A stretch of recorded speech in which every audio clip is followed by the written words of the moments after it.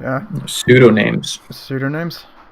I don't know, we're going to have Pseudonyms. to find a better one for myself. The Great Con. I'll take it. I'll take that title. Alrighty, so we are live. And today's topic is the information landscape. So basically, if you have not been completely offline, I think you would have noticed that there's just an absolute deluge of information that it's from all different sources, from many different places, all with different slants, and it's very difficult to understand who you should be listening to, when you should be listening to them, to actually try to figure out the truth of whatever event it is. So what we wanted to do today is take an example of any sort of current event and walk through it. We're going to use the Capitol Hill one and just show what it was to try to get informed about the topic. So, well, we have to put quotations around current event now because Yeah. we're using something that's 2 weeks old. Yeah, it's pretty much not even a story anymore. You can't even We're find going it to on use the an internet. historical example, Yeah. an ancient, I know, long lost we need something from like event. 2 minutes ago. That's the only way it's relevant. It has to be currently breaking. Yeah, it's got to be on Twitter live. That's the only way. Well, we have to be live streaming the incident ourselves. That's really the only way to get on top of it.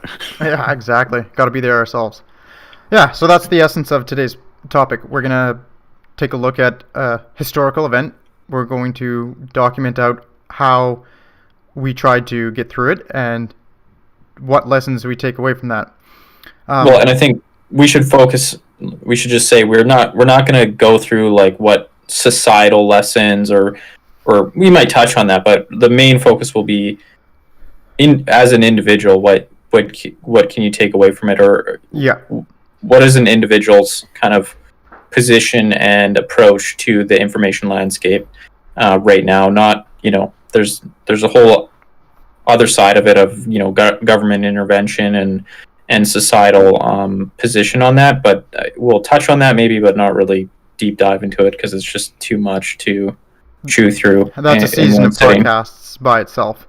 Yeah, exactly. totally. So this is more about your individual sense making, how like our attempt to give that a go and see, what comes out the other side. Is it garbage in, garbage out, or can you do a little bit more than that? So I think the best way to start this is just to get some facts on general news consumption. So just as a disclaimer up the top, we don't consume our news via television nor social media. So those are some pretty big... And not radio. Yeah. I don't think anyone here listens to radio. Oh, well, you say that as like a joke, but you do consume print media, so... Hey, Well, personal You're attack. the actual dinosaur. I can't make too much fun of price because I actually have the Economist subscription too, because I got the deal, so I do that as well. We're both dinosaurs, but I typically use podcasts, so I find independent sources. So Herzog and jeez, I'm blanking on his name, but like Blocked and Reported, some old school journalists that do their own thing, stuff like that. Like people who have struck out on their own. Then sometimes I have a New York Times subscription online, a couple things like that, but generally I use the online realm. What about you guys? Other than I'm price? exclusively ON and Newsmax. That's all I use. Occasionally, before Parlay went down, that was another secondary source just to cross-reference. No, I'm also truth just only. Truth only in this podcast.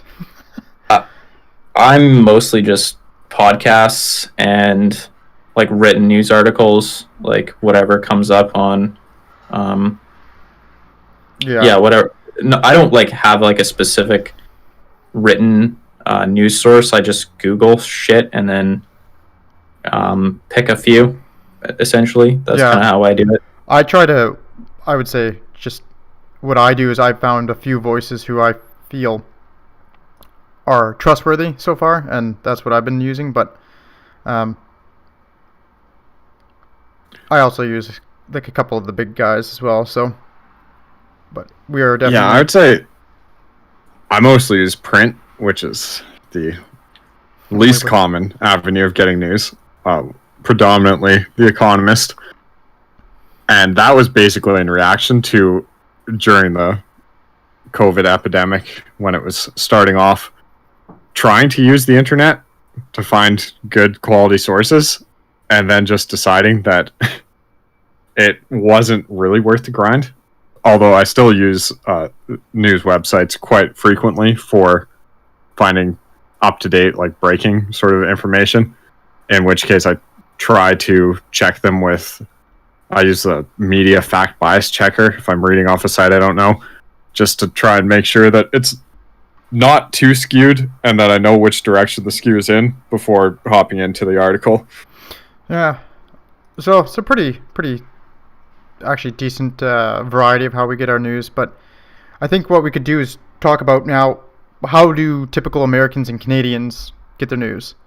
I think we'll use Americans as analogs for Canadians as well, because virtually that's all the research is on. But what did you guys find in this topic? Like, how does the average North American digest their news, source their news? Where does it come from? Well, certainly the largest one is online digital news access through a smartphone, computer, or tablet, followed by television. And I mean, that just seems like it makes sense, because when you look at by age, obviously the older people are, the more they skew towards television, but there's still a surprising number that use electronic news sources. And the older they are, the more they are to skew towards still using print, which is becoming quite uncommon. Yeah, print is...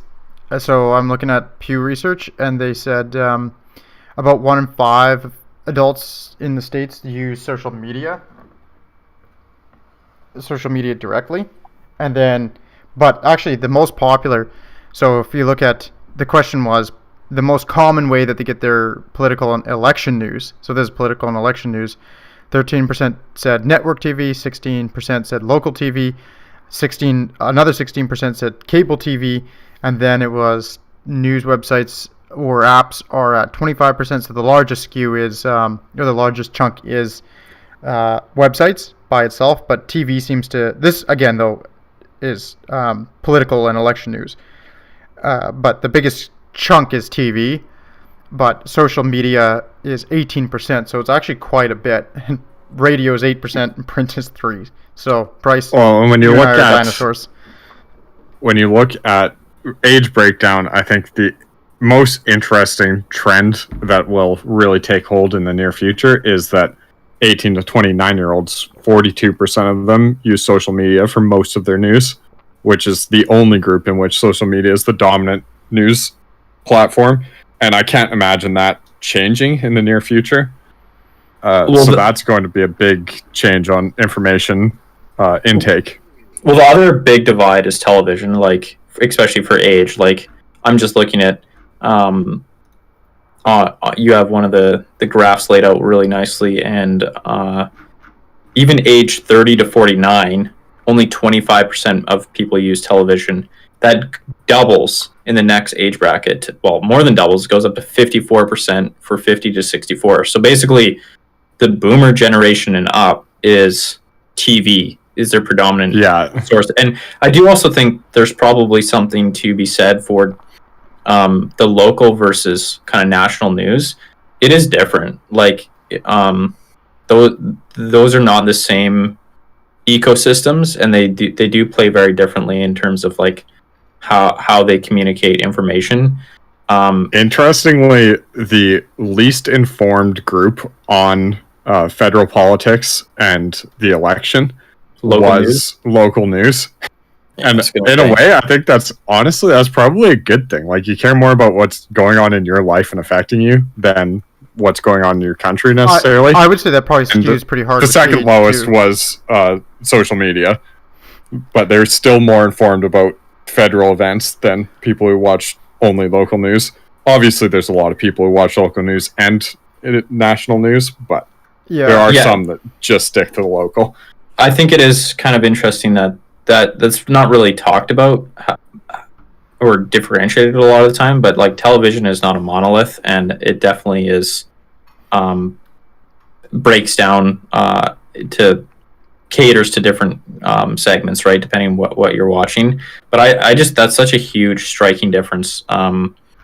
The television, it's the only one that really stands out to me as, it's almost, even 65-year-olds, almost half of them use computer, right? So that's like the only medium where there's just an age gap, where I would assume, and I think all three of us are in this situation, none of us have television, like a TV package. Nope.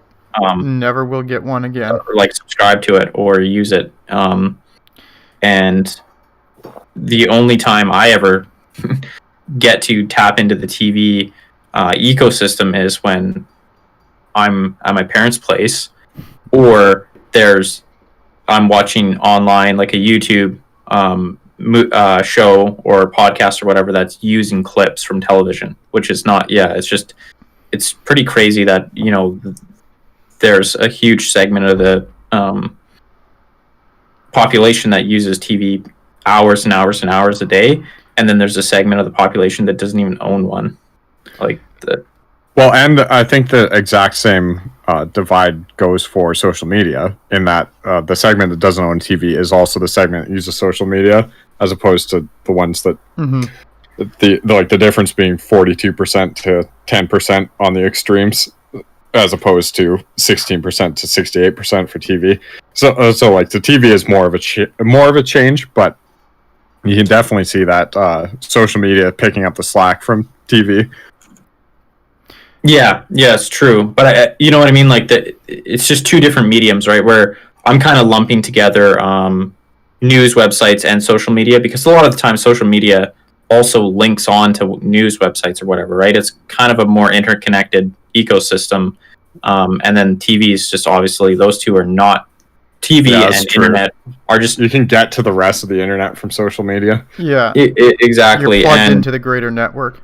Well, and news websites also often embed Twitter, like tweets or Facebook posts, right? Like they will, such and such, Trump tweeted this, and they'll have the tweet in full, right? So you also, like, there is back and forth there, whereas TV, I mean, the same could be said for TV, I guess, where they do highlight, when you watch CNN in the last few years, there's every second segment is, someone tweeted something. some random free Twitter, also known as free reporting. Exactly. So I guess there is a bit of a connection there too, but it's not. It's definitely kind of like, feels like it's not both ways. Yeah, it feels what's like the term for that? Unilateral. TV steals from social media, but then the social media doesn't like take from TV, really. Not too much. Occasionally you see like clips, but it's not very frequent. So it feels like two pretty distinct ecosystems there. Television's also taking a pretty heavy hit. It dropped from 2016 to 2018. It dropped 7% or 8% in its total percentage of U.S. adults who say that they get their news often from the platform, whereas social media went up, and so did news websites go up. So, although I'm sure that's it's half of roaring back in 2020. Half of people dying. True, but I'm sure 2020 is. It seems like 2020 has really revived TV. TV in terms of like CNN, Fox, MSNBC. They all had their best year of all time in 2020. It's just like absolutely disgusting.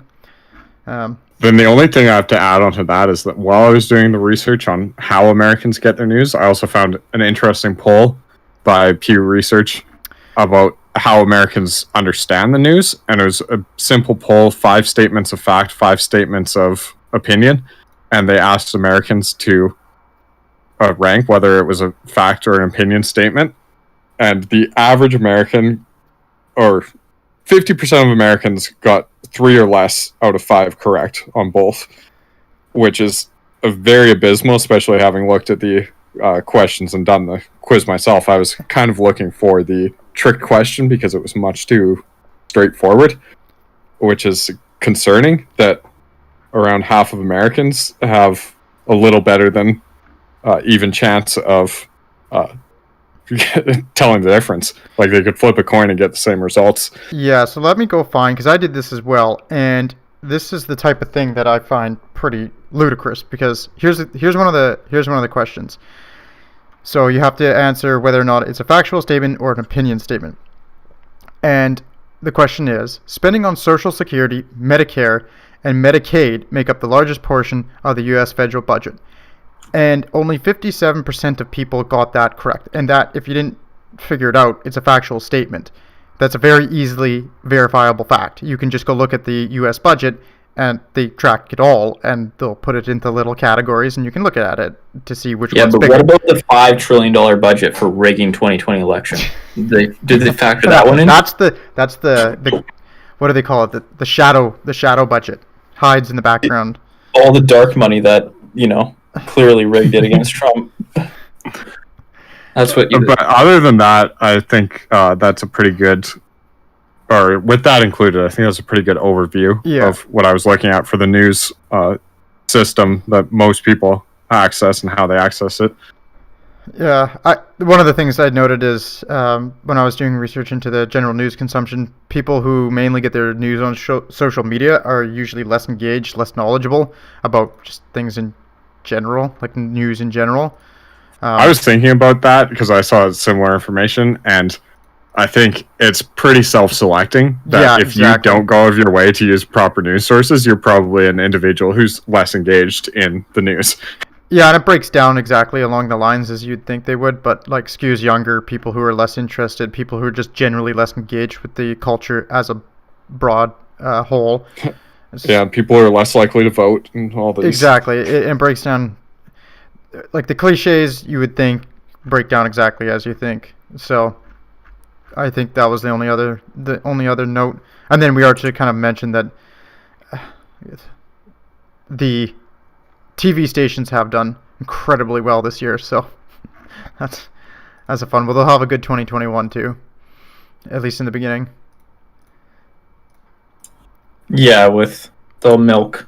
Well, it'll be interesting, but yeah, I'm assuming they'll milk coronavirus for the next 3-ish months. Sure. Yeah, and the impeachment, that'll drag on, and that'll just turn into a big mess. So I guarantee. Well, then you can always go back to the actual charges and legal proceedings against the rioters at Capitol Hill, and then after all that's said and done, you can start covering the trial of the police officers involved in the George Floyd killing, and then we'll really have some spicy news. Yeah, that'll, especially depending on. We've got it all planned out. They're set. If that comes back not guilty, holy fuck, it's news. When that comes back not guilty? Yeah, that's probably actually a better way of looking at it. That's going to be a shit show to end all shit shows. Anyways, I think we can just move right directly into the Capitol Hill riots themselves. So what we did was just try to gather information from all the different major news sources and other sources. So being exhaustively read through every single piece of media generated on the Capitol Hill riots. It took us. We literally have not slept since the Capitol Hill riot. They keep making more news. Exactly. There's always something new to cover about Pelosi's office being ransacked and AOC's shoes being stolen. Oh, you hate to see it. Some fucking weirdo stole his shoes. I think that's so funny. Some person on 4chan did it for sure. Yeah, the guy with the Kekistan flag. I know it was him. My money would be on him. So what did you guys... Do you want to kind of give your knowledge before, like what you thought about... Because what I think would be a good way to do it is you have this big event. It would be nice to see, okay, we think, just from the general culture, the general milieu, with not really diving into it, what did you guys think? And then after going into it and reading the different sources, what did you come away with, your perspective on the riot and from the various sources? Like, what were the narratives being spun? How did you try to discern, fact from fiction? So you want to start with your thoughts before Price? Well, yeah, I should start because I had the least thoughts before. I pretty much heard about it. Didn't think it was really worth hearing more about because it was a riot at the Capitol Hill. Not a big deal, you know. Yeah, I don't know. Canada did it better in 1812, so Yeah, like this was done before. I don't know. I guess I was doing something at the time, so when I heard about it, it was after the fact, so nothing crazy could happen. It would have definitely been something I was interested in if I was following it as the events were occurring. But like learning that it happened after it happened kind of killed the entertainment value. And it's like watching a sports game after you already know the score. Like, yeah, exactly. Like they didn't overturn the election. It's over. The way I figured it would be covered was pretty much an inverse of how you saw the Black Lives Matter riots being covered. 1619 riots. That's what they're called now. The what? I don't care what that's called. Black Lives Matter riots. And so basically the right wing would emphasize that these were mostly peaceful protesters and there was very little violence and looting going on except for some lecterns. And then the left would emphasize that there were crimes committed and that this was a riot and it was attempting to overthrow the government of the United States. And I think that was about everything I thought beforehand. Yeah, I had a little more exposure to it, and I was actually on the New York Times like live feed of the confirmation, like just watching the actual proceedings in the House and Senate going on, and then I actually took like a break for some reason. I can't remember. I went to go eat or something. And then I came back and like the live feed was blacked out because that's like when the building had been taken over. I was like, oh, okay, that's cool, I guess. And then so then I kind of like watched the New York Times feed for a little bit, like what the kind of happenings were. And then like nothing happened, and it was like getting late at night, and I was like, okay, this whatever. Like it's because it basically, yeah, I watched some of the updates, and then they went back to it. Like they started confirming Biden, and I was like, okay, then now it's back to formality, and went to bed, and then woke up the next day, and of course, honestly, it kind of almost seemed like it got bigger the next day. Like it was like obviously everyone was talking about it day of, but then the next day it was like even crazier almost. And then after that, I didn't really dig into it other than I watched a few podcasts that were about it or had coverage of it. And before like going into, I didn't touch basically any mainstream coverage of it before doing the research.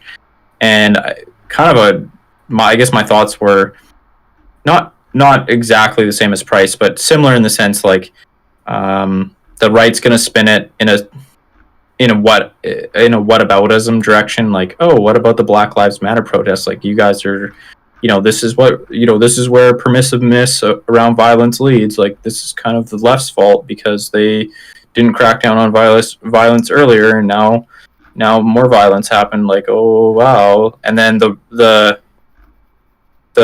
left side of the spectrum was going to obviously say, oh, this is the true Trump colors, and this is his Hitler move. We get to see it. This is the Trump Hitler move. His beer hall push. Yeah, exactly. The Night of Long Knives. And so that was kind of like how I thought it would be spun. And also based on what I'd seen, the one thing that I found interesting is based on the Republican politician response that I had watched after the events had happened, when they were especially Mitch McConnell and Romney. Well, especially Mitch McConnell, because he's been very hesitant to do any sort of condemning of Trump or anything around Trump's inability to accept the election results.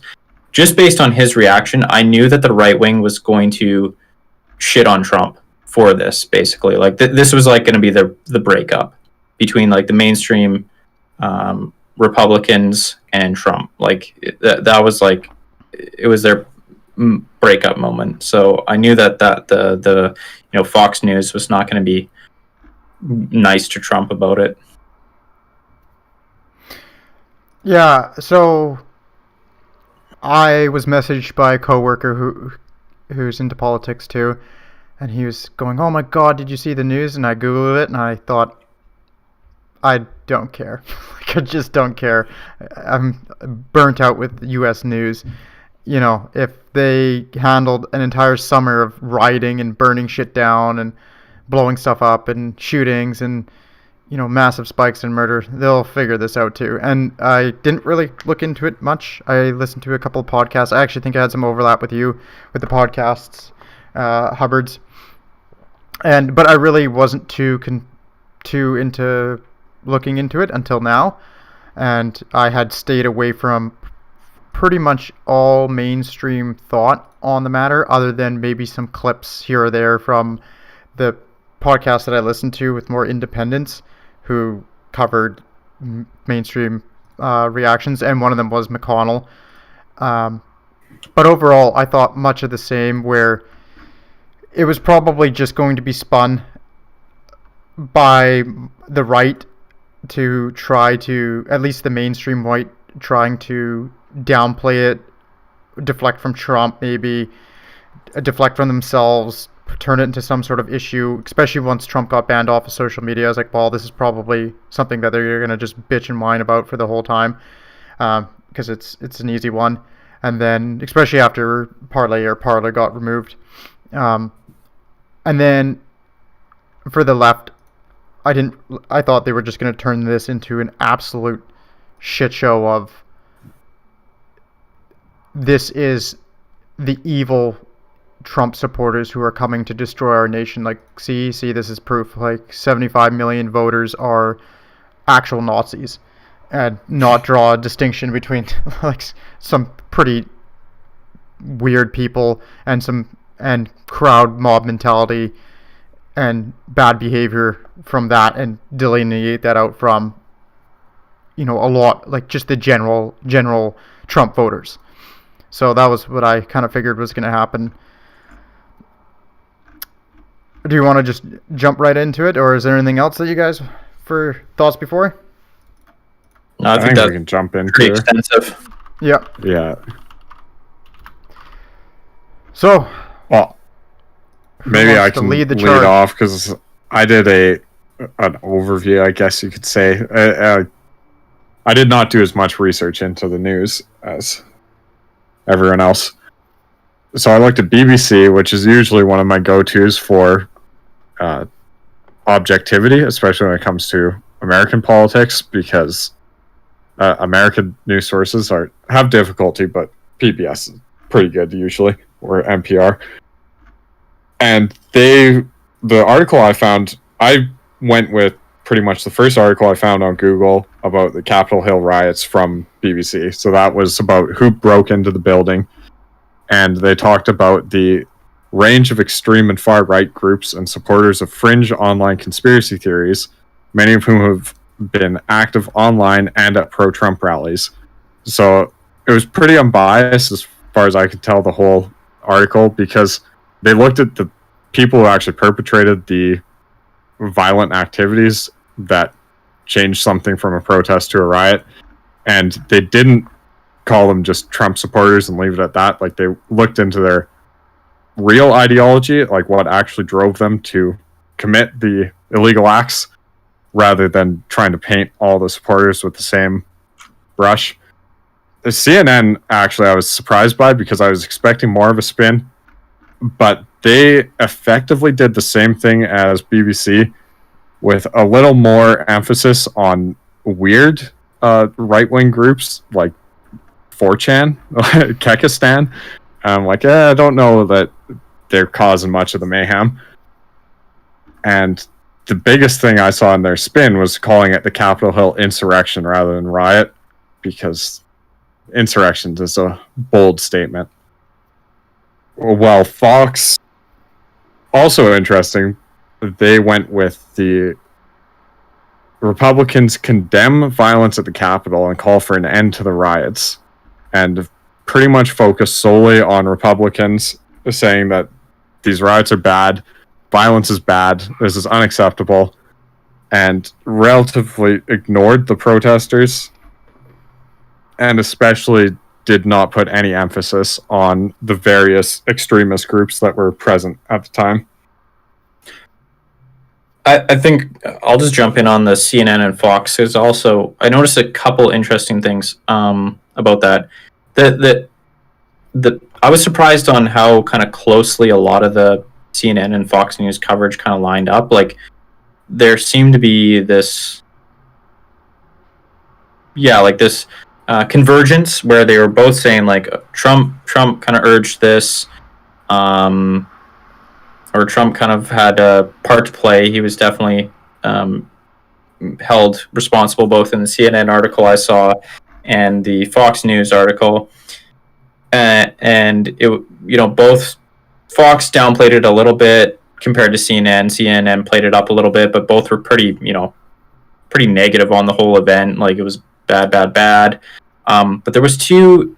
So, and it seems like that basically boils down to like there's the establishment narrative. Like, the overall in the U.S. they have like this, the overall establishment narrative in the backdrop, which mainstream media is not allowed to deviate from that narrative, the establishment narrative, too much, no matter which partisan side they're on.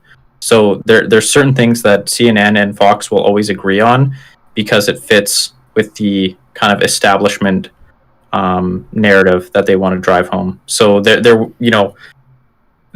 willing to come together on those points. But then this is where it kind of gets partisan, where Fox brought up basically conspiratorial thinking around why wasn't it more lockdown? Like, why wasn't it even allowed to happen in the first place? And they implied that it was basically intentionally let happen to make Republicans look bad, or to make the right-wing protesters look bad. And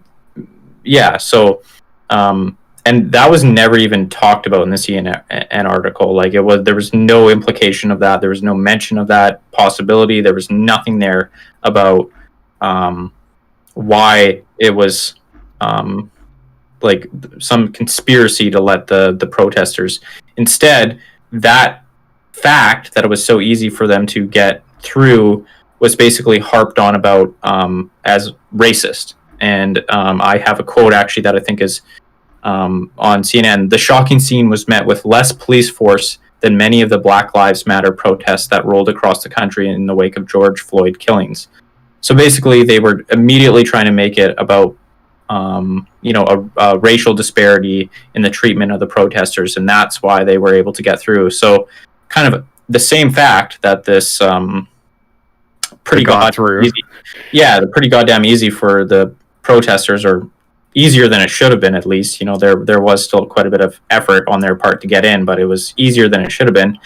And Fox spun it one way, CNN spun it another. But there was still a lot of convergence on how they covered it.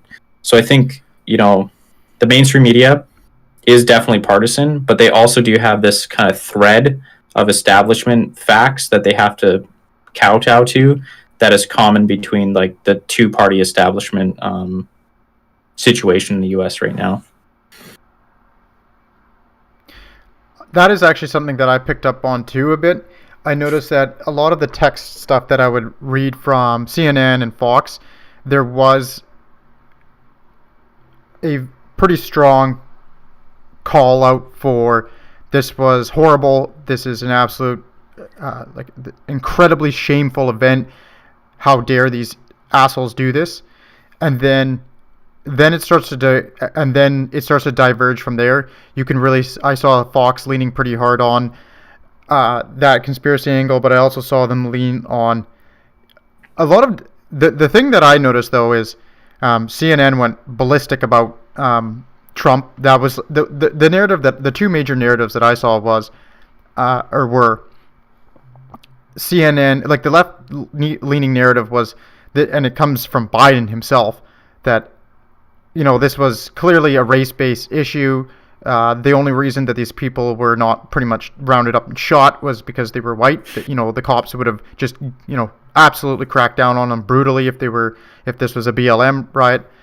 And then the funny thing that I would see a bit on Fox, and then they'd also make the point strongly, like, this is what happens when you let Trump run his mouth for 4 years, destroying the American democracy. And I saw a lot on the right, a deflection away from Trump as the problem. So a lot of the left wanted to say that Trump is actually to blame. He should maybe face criminal punishment over this, and then the right would just kind of not even speak about it. Some of the right did, though. That was one of the interesting things, is depending on who you found, even Newsmax went after Trump pretty hard. There's a couple things on Newsmax that were just horrible towards him. They're like, this is unacceptable. Trump caused this. Trump is at fault, to blame. I was like, Jesus, Newsmax throwing him under the bus. That's something new. Jeez.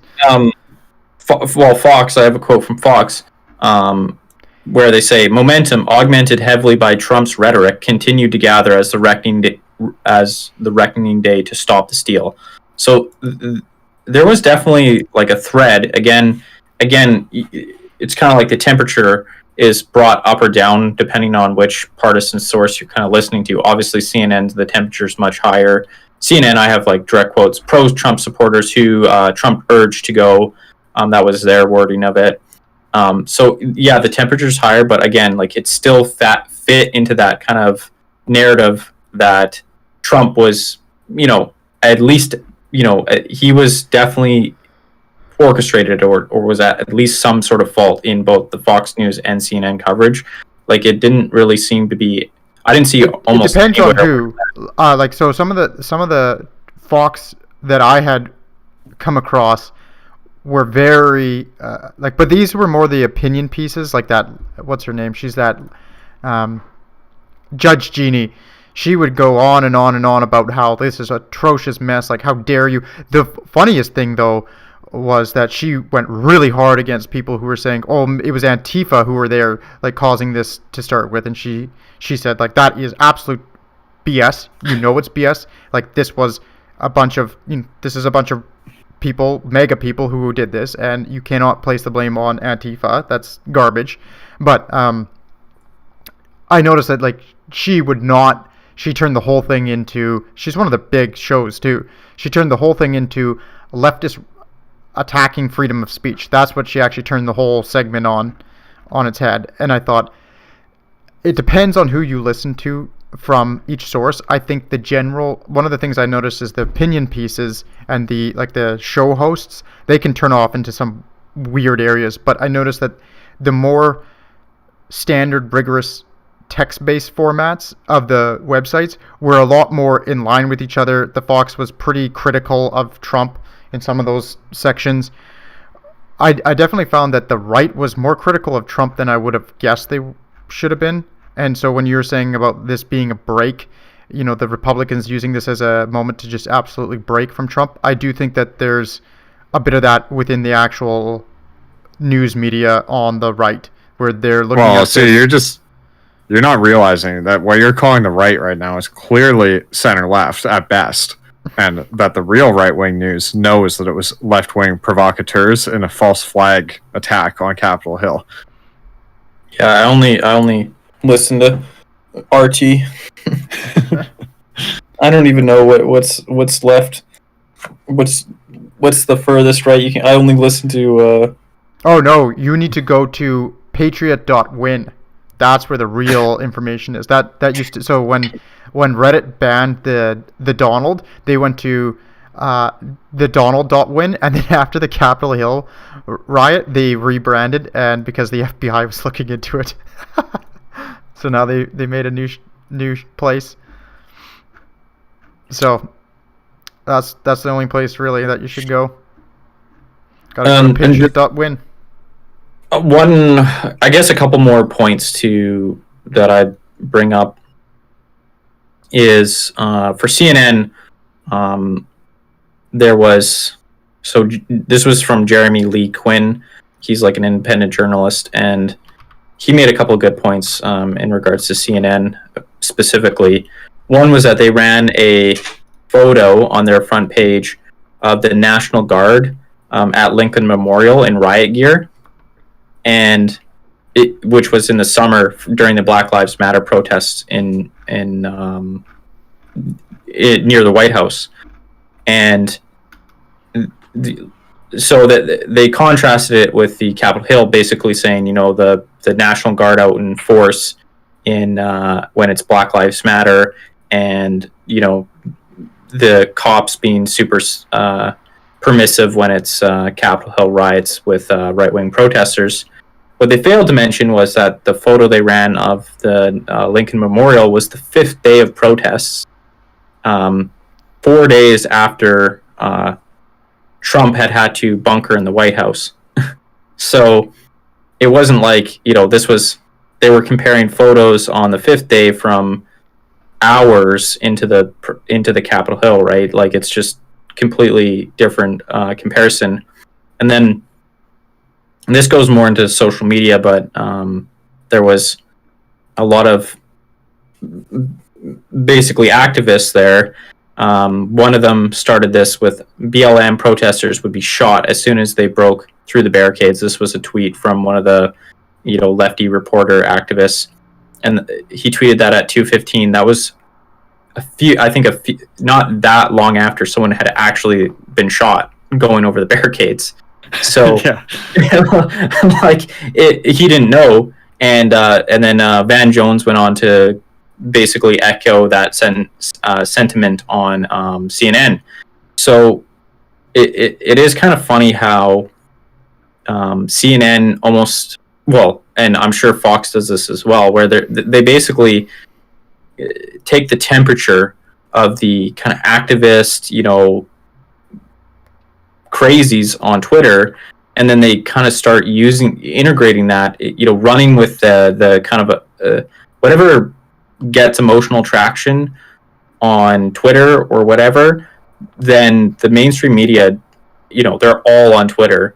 They pay attention, they see what gets emotional traction, and then they start broadcasting it, without doing any fact checking, right? Like they don't give a shit. Like they will just start running with it, and they'll use, they'll show those tweets on CNN or whatever as evidence, or as, obviously probably a lot of it is to dodge liability, right? Like, oh, well, this guy said, and here's his tweet, and, so they get around actually having to make the claim themselves. But it is interesting how because a lot of the time people say, well, Twitter isn't real life. Well, obviously, but this is how Twitter bleeds into something that should be much more serious, which is, mainstream media, broadcast television.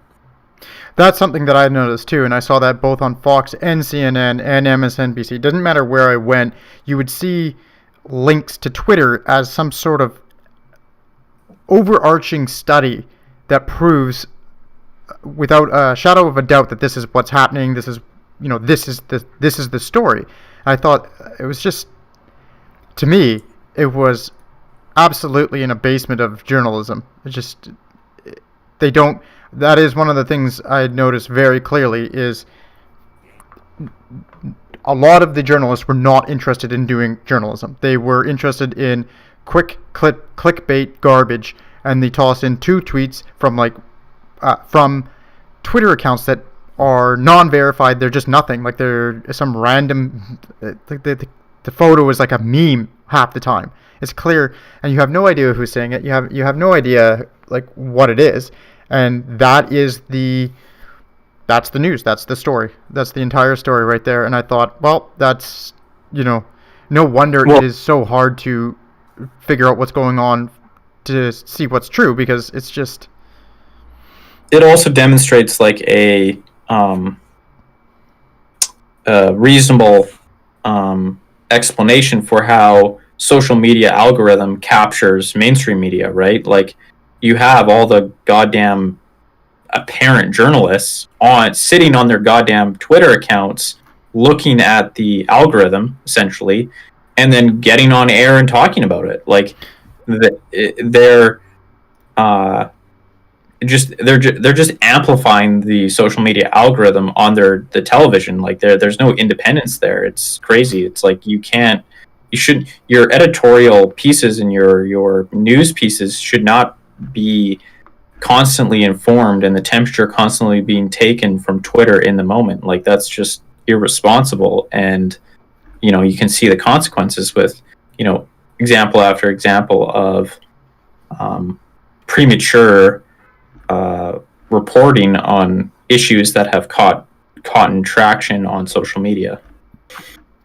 Yeah, I noticed that was the case for a lot of different places, and and then you get something like, well, and some of it is just purely blatant, where the Huffington Post, one of their articles was just 10 tweets about the Capitol Hill insurrection that show white privilege in action. And this is one of their news. This is literally one of their Now we're news. digging for gold, Huffington Post. Yeah, but this is taken as a pretty... publishing that. This is the Canadian version of it, and this is supposed to be their serious section. This is not their editorial. And all it was just a list of 10 tweets that were out of context, nothingness, and they said, this is proof. This is proof of it. This is proof of it, of clearly a race-based issue, and you just have to take our word for it. And I thought, holy crap! Like, this is the top department of the Huffington Post too, of Canada, and well, they probably still only get paid like $12 an hour, so. To be fair, What, they get paid? Yeah, it was a passion project. Well, or we can be like the Rolling Stone, which is now offering pay us and we'll publish you. It's a power move for sure. That's the Rolling Stone's new offering. Well, you're going to be pretty much done the next couple of years. Well, one of the things is, when I actually went onto straight up fake news sites, and so I went on to some, like I said, like that insane hotbed of Donald Trump nonsense, Patriot, and half the posts were right along the same lines of that Huffington Post article. But Huffington Post is taken seriously by people who are in the government, at least in the Canadian government. That's to also say that there's probably going to be some American... What's that? How do you find like this pure fake news? Oh, I found it actually through real news.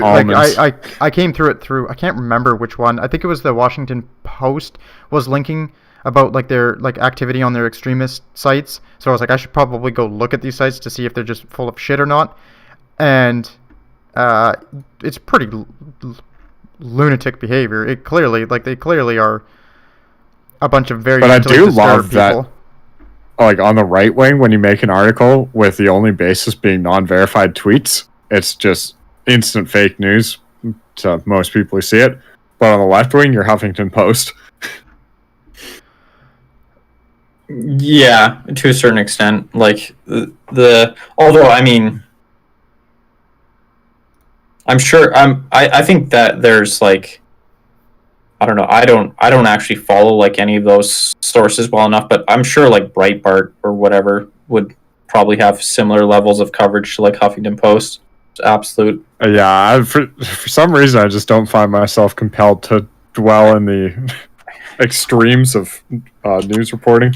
I don't think I've ever been on Breitbart, but I'm assuming it has. I have, and a lot of it is the same stuff. I was listening to actually a podcast. Bloggingheads.tv. These guys do some pretty good stuff. That's where Glenn Lowry is. And they were talking about Breitbart, and Steve Bannon is fucking batshit crazy.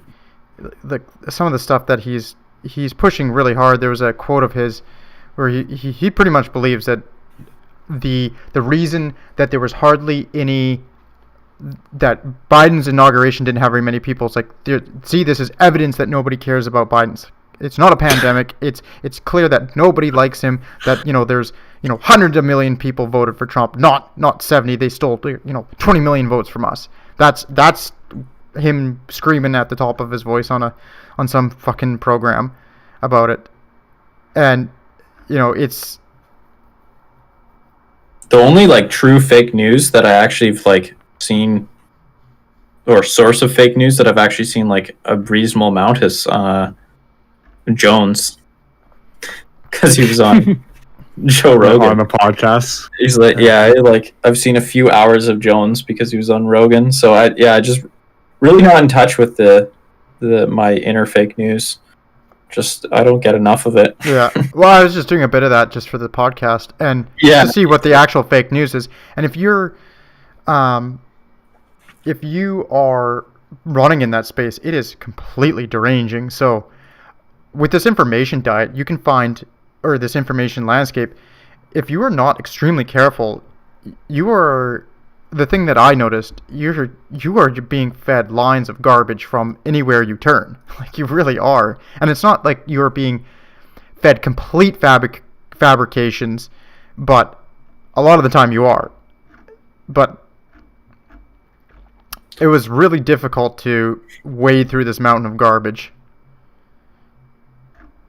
Well, I'll just add one more. I thought it was an interesting source because I watched Ben Shapiro's coverage on it, and he's obviously right wing, fairly strongly tilted right wing, but is fairly independent. Like, he's not mainstream media, and he has he's not fake news, I would say, and I was expecting actually a lot more of a partisan take than he had. He was incensed about the whole thing. He called it inexcusable. He used the word insurrection. He said it's just straight up insurrection. It was an evil act. They're all rioters. They're not protesters. The ones in the Capitol. The ones that actually broke any laws were all rioters. And the worst thing to happen to America since 9/11. He was quite critical of Trump, saying that he wouldn't say that he's legally or criminally, I guess, maybe he didn't use the word criminally, but he was kind of using that standard. He's not criminally responsible for the violence, but indirectly responsible for it with his narrative or with his rhetoric. And another interesting one was he showed Ted Cruz talking in favor of So Ted Cruz was one of the senators that signed a formal objection to stop the proceedings. And Ted Cruz gave a speech, and Shapiro's response was basically Ted's argument was basically that some Americans, he said, I think Ted's numbers were 43% of Americans believe the election was stolen, and that included like 17% of Democrats did, and something like 30, or I think it was 43% believed it was rigged, and that was 17% of Democrats. And Ben was just like straight up like, it's a terrible argument, because just because you believe something, or just because a big chunk of people believe it, doesn't mean it matters. Like, it could still be complete bullshit, which it is. And Ben was also very like strong on saying like there was no possibility that there could have been an overturning on January 6th. It was a complete non-starter. And the fact that anyone had any hope that it would be overturned means they're ignorant and ill-informed and don't know their ass from the hole ground when it comes to the Constitution, because it's just a formality with no actual legal ability for any of the members involved in the proceedings to do anything about it. But I think where the partisanship comes in is when Ben went on to talk about the narratives generated. He said that the left will have a couple of narratives that they'll push out of this. One, that all conservatives are responsible, and two, that it's a racial issue. He made the point. Well, he did make the point. Chris Cuomo on CNN, this is a direct quote from Chris Cuomo, "Show me where protests are supposed to be polite and peaceful." Fair enough. Which many people showed him the First Amendment, but I remember that quote. That was a good time. So Chris Cuomo, but that being said, he never goes. He basically hand waves all conservative anyone other than Trump and their complicity in this. So he says that basically no conservative politician and nobody in the conservative news ecosystem ever did anything to cause this. It was all Trump. Trump turned up the temperature and had rhetoric that contributed, but no other conservative politician or mainstream media member did anything, which is just complete crap, right? Like, you had almost every single Republican politician was silent when Trump started claiming it was a stolen election, and a lot of the mainstream media, the right-wing mainstream media, was also silent, right? Like, they didn't want to come out and say Trump's full of shit, this election was fair, and Trump is damaging America and America's democracy by these claims, right? Which that would be what you would have needed to do to not have, you're just basically being a pussy at that point if you don't come out and say that. And almost all the politicians Republican politicians in the U.S. are guilty. So yeah, that was like one of the weird things, and I think it's not an issue that's going to be solved by this, but a lot of people just do not understand that choosing not to act is still making a choice which you're responsible for. Like, a lot of these Republicans just did nothing. They chose to do nothing because that was the safest route they saw. Well, yeah, okay, so I have to push back a little bit there, because I think one of the things, you can easily get into a place where, then you're always pushed to do something when maybe sometimes it is being silent is the better move. I wouldn't necessarily. No, being silent is like, not doing something is a choice. Sometimes it's the correct choice. Yeah, and so in this case, if your morals are that you support the United States and free and fair elections in a democratic country, you should have been working from the moment that it was incredibly clear that Trump lost the election to explain to your constituents that he did in fact lose the election. Yeah, okay, so that is an example where I just want to point out that, like, broad strokes, that's not I wouldn't agree with it, broad strokes, but I would say at this point, if you are somebody of integrity and once it does become clear that the election results are what they turned out to be now, and you look at, and you also have the obligation to look into Trump's allegations, and you would see, like we covered it in another podcast, how unbelievably weak and just fabricated that they were. I think you do have that obligation to step in and say to your constituents, like, sorry, you might be upset, you might be pissed, you don't have to vote for me again, but this is the way it is. If you, I have looked into it, I've done my due diligence as a representative, and the last kind of point in time where you could have been reasonably allowed to basically sit on the sidelines and is probably the safe harbor deadline, where all the certified results were provided. And yeah, exactly. It's over. It's done. The election is 100% done, certified, in the bag. There's no more questions. No more lawsuits matter. It's all done. So that's like this beginning of December. So you don't get to sit on the sidelines for a month and then say, well, I had nothing to do with this. Like, it's bullshit. It's complete bullshit. That Mitch McConnell or whatever just sit silent. Like, Mitch McConnell should have been out on day one saying, he should have, in November, he should have been saying this is pretty much a done deal. We'll wait for at this point, we'll wait for the legal proceedings. And then in December saying this is a done deal. Absolutely no chance of overturning it. If you are pushing for overturning at this point, you're un-American and unpatriotic, and you need to shut the fuck up. Like, that's basically the kind of line that the Republicans would have had to draw to not have complicity in this. And they didn't do it. And so, that is where there is going to be some, I think, some reasonable fairness in terms of the left wing narrative that conservatives, by and large, have some responsibility, because they do. I 100% agree. I think, especially, I would go to Ben Shapiro.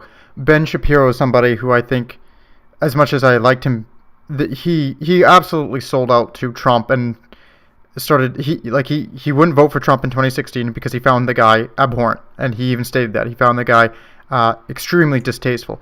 And then it was clear that you got to ride the ticket because that's your cash cow. Get on board. And I do feel that quite a few on the right jumped onto that train, and now that it's the chickens have truly come back to roost, they're now running away from it. And I think, no, you don't get to just walk away and pretend like nothing happened, that you said nothing, that you never supported him. That's bullshit. And I'm not saying you get to keep a list like AOC was mentioning, but it's not something that you should be able to just simply say, oh, I was never for him. I found this crazy, now that he's gone, we should just axe him and get rid of him entirely. It's like you had a hand in this, and it's unacceptable that you don't take responsibility for your part, especially with Shapiro being the ultimate, personal responsibility guy. Yeah, I guess maybe we should focus kind of on the actual coverage, and I guess my next point would be that essentially it's a full-time job to even kind of get down to a reasonable understanding of something like the Capitol Hill riots in the current information landscape. Like, you can't, there's no one-stop shop where you can get a fairly good coverage of it. It seems like you are forced to wade through just a lot of garbage just to try to get down to something resembling a complete picture of what happened. Yeah, I would say that it was trying to actually sort out truth from fiction in this was a disaster. Like, it really was just such a headache trying to dig up the narratives, because you could actually get different spins on it from the same news station. So depending on who you follow from Fox, you might get a different impression. So it really is, I can't remember who said this, but I was listening to some podcast, and they said it's not like a fracturing into two separate narratives. It's a fracturing into a whole bunch of little little competing meta narratives, and they're all slightly different. And I thought that's actually true to some degree, for sure, because I noticed that even in this exploration. I think the only way that I was able to seek out even a semblance of truth was through finding independence and finding people who you can tell are trying their best to act in good faith, and then using that in combination with a couple different mainstream narratives to really see the whole picture. But that's a lot of work. Well, the one thing, I guess what I would mention from there is it doesn't seem like there's any good heuristics for sorting through the current information landscape is the problem. One thing I would notice is that live coverage is useless, essentially. Oh, yeah. Yeah. The more the more real time you are, just the less, the more spin there is, and the more emotion there is, and the more basically preponderance to leave out facts and spin facts and all that kind of thing there is. Honestly, reading the mainstream news articles a few days after the fact, they weren't perfect, obviously, but they were by and large reasonable coverage of the event. You would have come away with a bit of a different spin, but it's not like it would have been they're not so overwhelmingly spun that you couldn't see kind of the basic facts and be like, okay, well, I can make them up in my own mind. the thing that gets you sucked in to like getting basically trapped in a narrative that you're not going to be able to break out of is like spending your whole time in the moment consuming. Like if you're sitting on Twitter or whatever 24/7 just consuming the information, you're going to be constantly, hooked into the narrative, and you have no hope of like getting out, essentially. I found that personal experience with that during the initial stages of COVID, because I was really hooked into all of the COVID that was going on. Like, at least within like a day, I would know all of like the breaking news, and then stuff started like kind of slowing down. And in COVID, but the Black Lives Matter stuff picked up, so I started following that like just kind of naturally.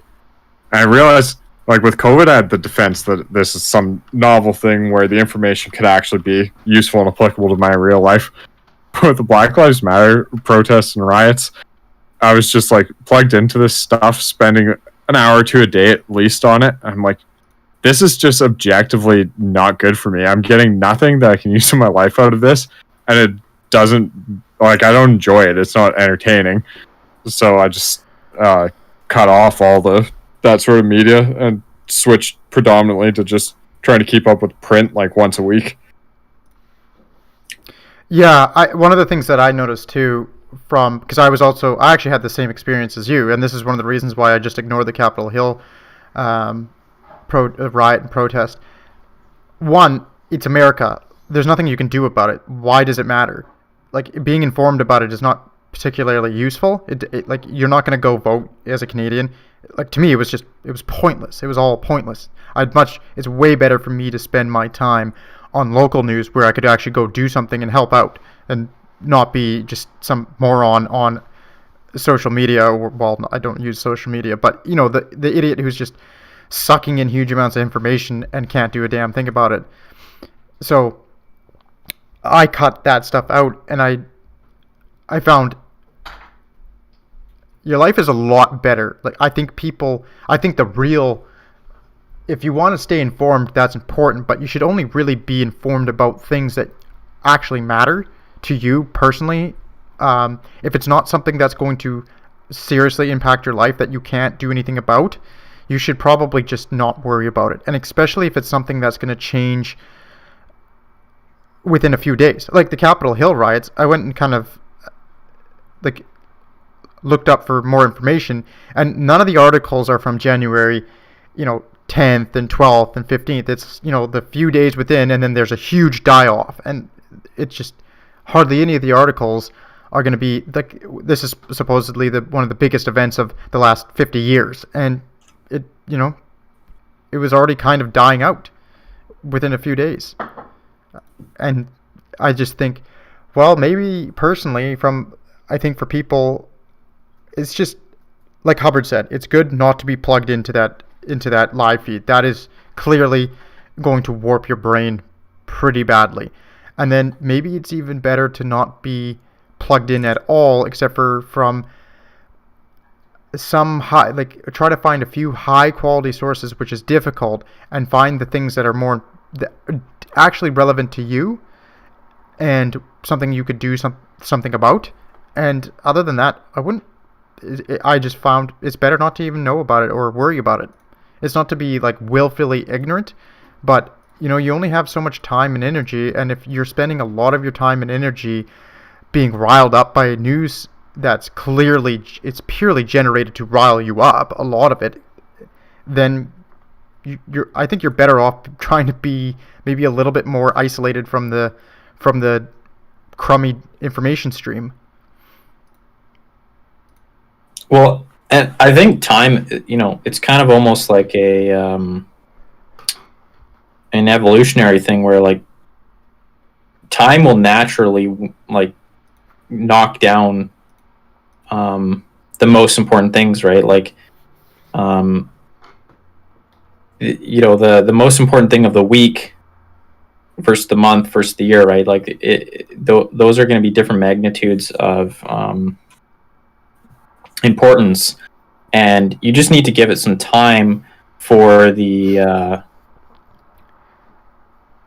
for people and for events to take their course and reveal what's actually important. And if you spend your life kind of a bit behind the curve in that sense, I think you're actually probably going to be much better informed. Like, who do you think is going to be better informed? The person who spends 2 to 3 hours a day reading books, or the person who spends 2 to 3 hours on Twitter reading, political activists and journalists and stuff like that?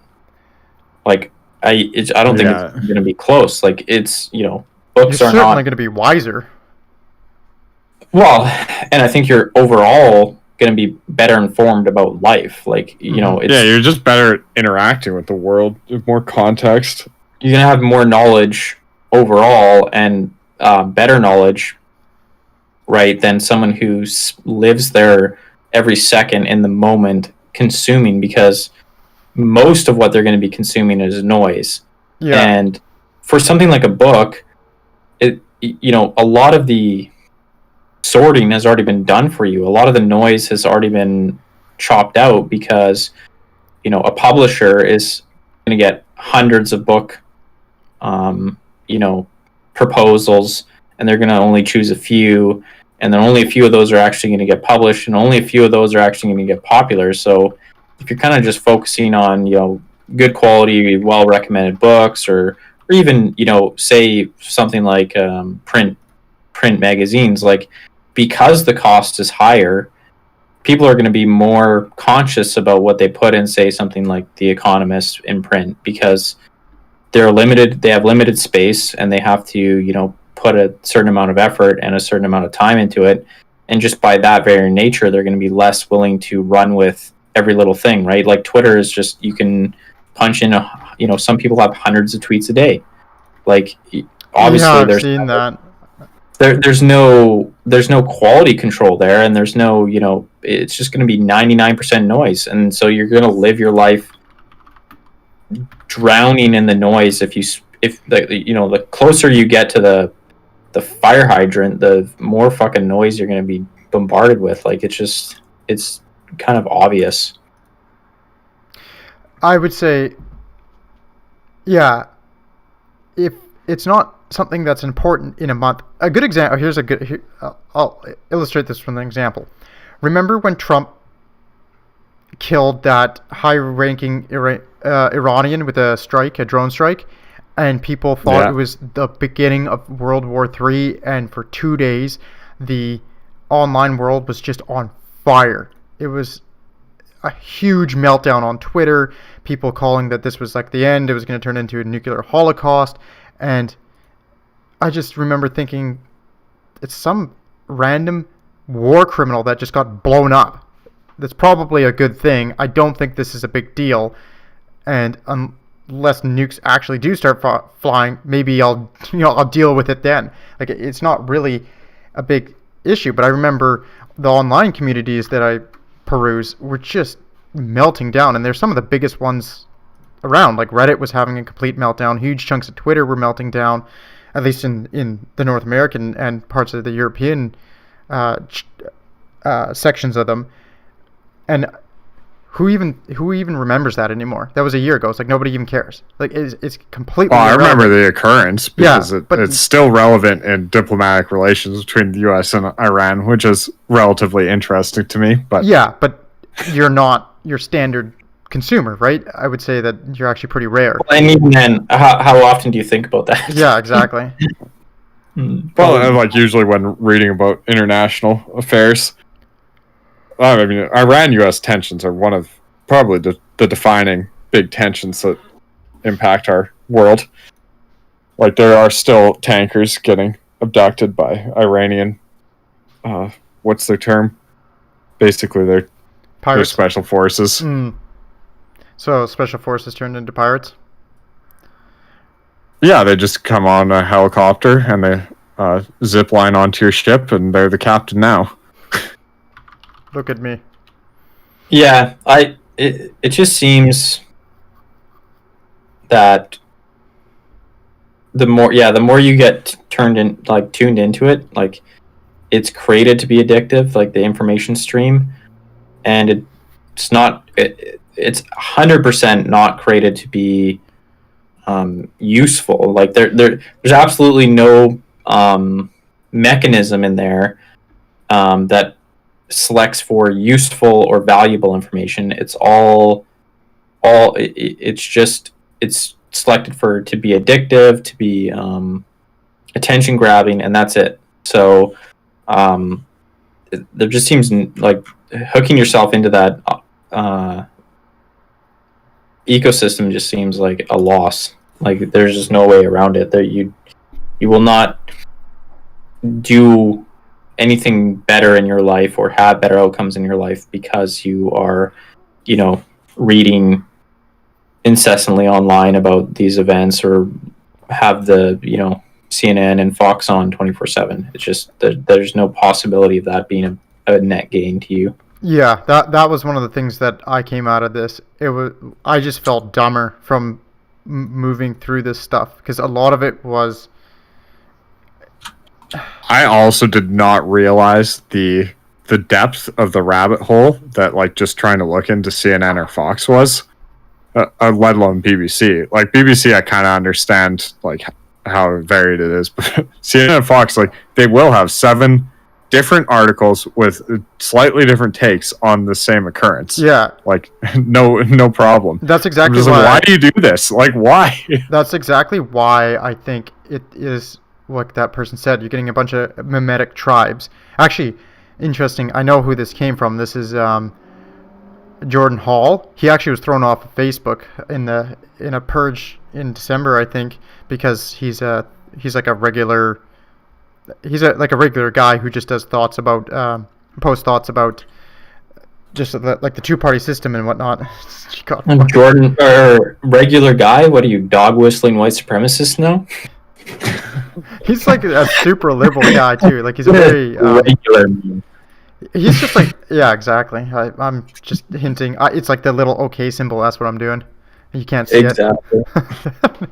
But yeah, that's who said it. It was mimetic tribes, and I actually do think that that's true because you see a bit of that even fracturing. You even see that a little bit. One of the craziest things though is you can see that even with people like Douglas Murray. He'll go on certain podcasts and I'll watch him, and if he says anything critical about Trump, like he is not some sort of buddy boy with Trump who loves the guy or Trump's administration. He's critical, and then his followers, they get split into these camps of bitching at, oh, I can't believe he'd criticize Trump, and oh no, like fuck him, like that's a good idea. It's so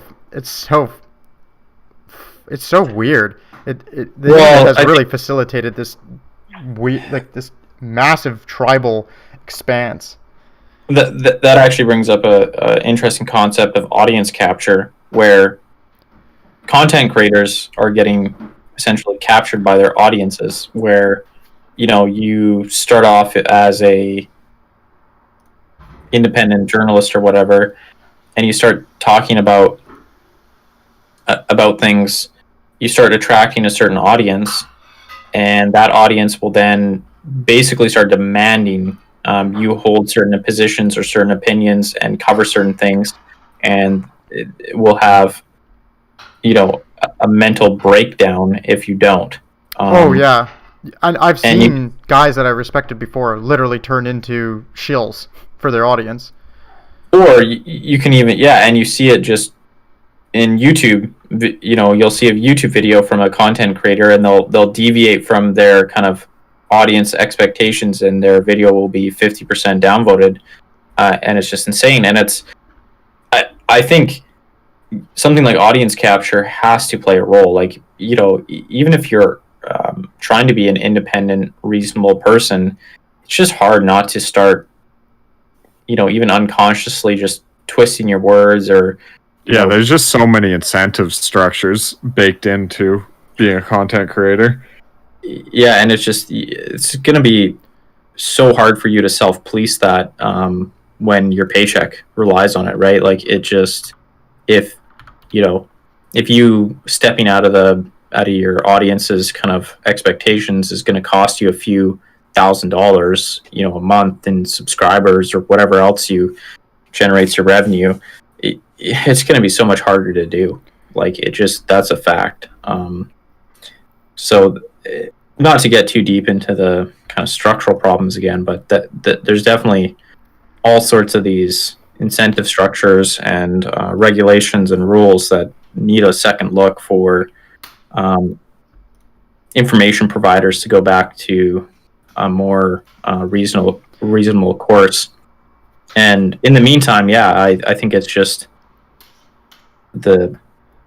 my kind of disappointing answer to all this is like, it's just going to be a slog for your average Joe to get through information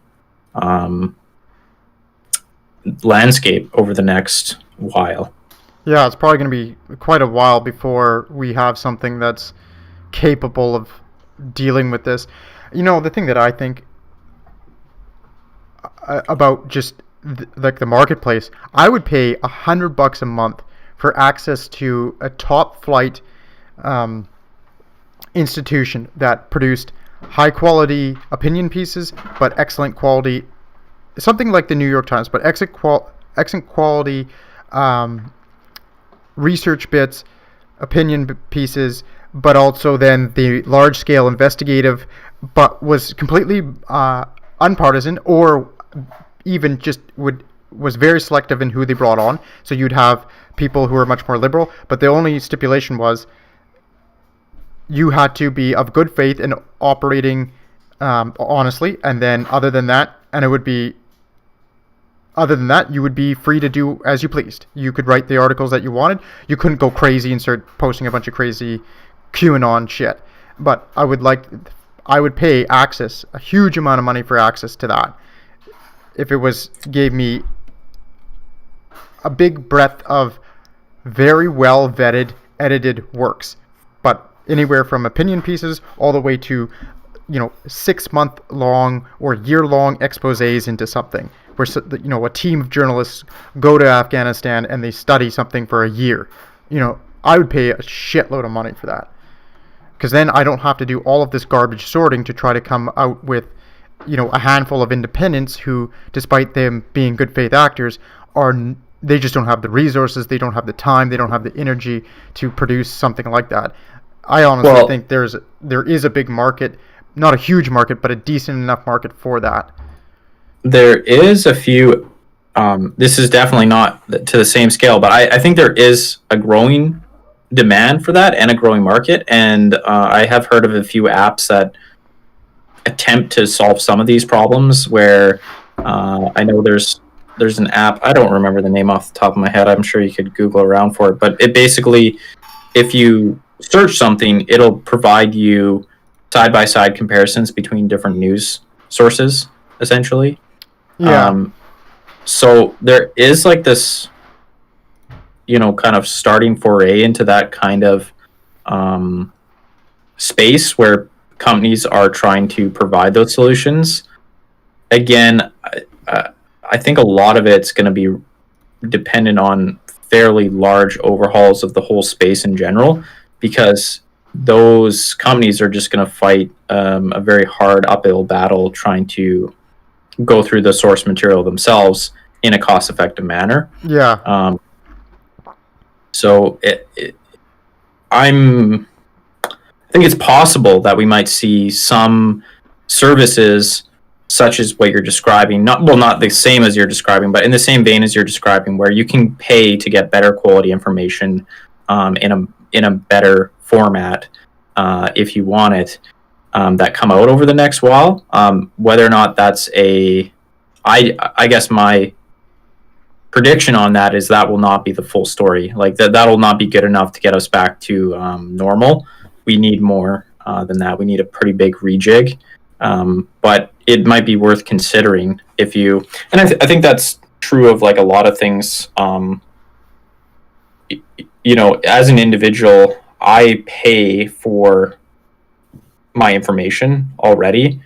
Like I subscribe to some podcasts, and I have like YouTube Premium, Spotify Premium, those kind of things, just for an ad-free experience. And a better user experience for the free sources that I use on, say, YouTube. I want to be able to have all the features.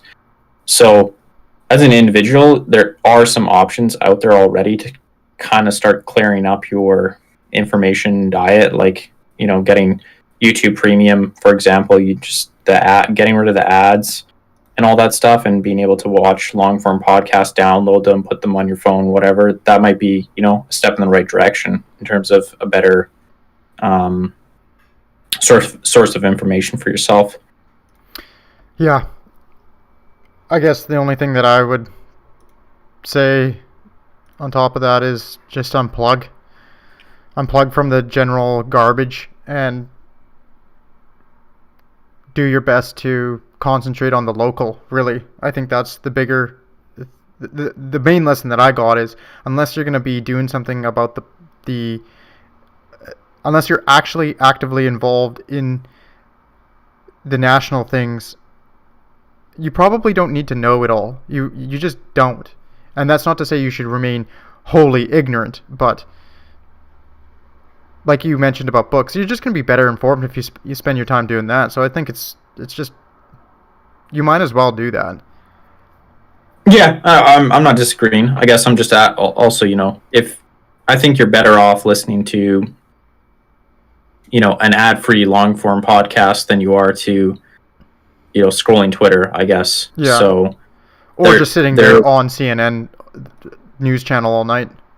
Yeah, so there is already qualitative differences between your options, and I also just think, like, as an individual, from an individual, you know, you can vote with your wallet, and paying for your information is the type of model I think that is you want to move towards. So if you have opportunities to do that in a way that you think is reasonable, then I think you should, right? Like you know, if you have a content creator who provides really good quality information, and you want to support them, that's probably not a bad idea. Like that's kind of what I'm getting at, is like there's already options to support those better sources, and you can already do that as of today. That's like a concrete step you can do to do your part to make the information environment better. Yeah, pay for the good quality content. I think that's a good way to cap this off. Price, do you got anything else? I think you guys covered most of the stuff I was thinking, especially the paying for content is definitely the direction I've went. Yeah, same. I've subscribed to some that are quarterly, like Canadian Geographic and Canadian History, just because, well, it's not topical information. I feel like it's just good stuff to know, good stuff to actually put your money towards, keeping those sort of national interest information magazines alive. Yeah, I think that's pretty solid. It's not like the information that floods in on the national level every day. It's the more important long-standing stuff. Alrighty. Well, that's it for me. Peace. Peace. Peace.